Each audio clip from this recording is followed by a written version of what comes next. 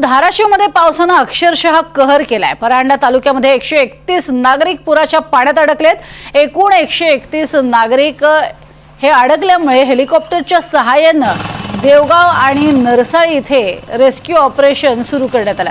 लाखीबाकी इथे नागरिक रेस्क्यू करून बाहेर काढण्यात आले। अहिल्यानगर आणि पुणे इथे एनआरएफची टीम संध्याकाळपर्यंत जिल्ह्यामध्ये दाखल होईल। धाराशिव जिल्हा प्रशासनाने ही माहिती दिलेली आहे। अहिल्यानगर शहरासह जिल्ह्यातील वेगवेगळ्या भागात रात्री जोरदार पावसाने हजेरी लावली आणि रात्रीपासून सुरू असलेल्या या पावसामुळे सीना नदीला पूर आला। पावसाच्या पाण्यामुळे नगर कल्याण महामार्ग तसंच बोल्हेगाव आणि वारुळाचा मारुतीकडे जाणारा रस्ता वाहतुकीसाठी बंद झालाय।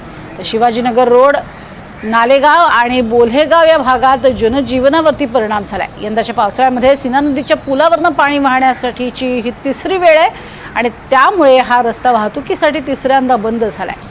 जोरदार पावसामुळे रस्ते, ओढे, नाल्यांना नदीचं स्वरूप प्राप्त झालंय।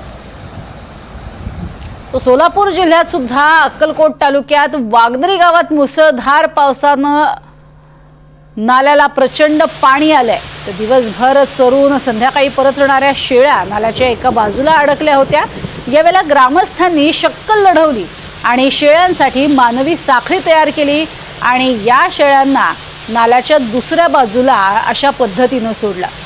यामुळे कोणतीही शेळी वाहून गेली नाही, पशुधनाचं कोणतंही नुकसान झालं नाही आणि गावकऱ्यांनी मात्र आपला जीव धोक्यात घालून अशा पद्धतीने या सगळ्या शेळ्या, मेंढ्या, बकऱ्यांची मात्र सुटका केली।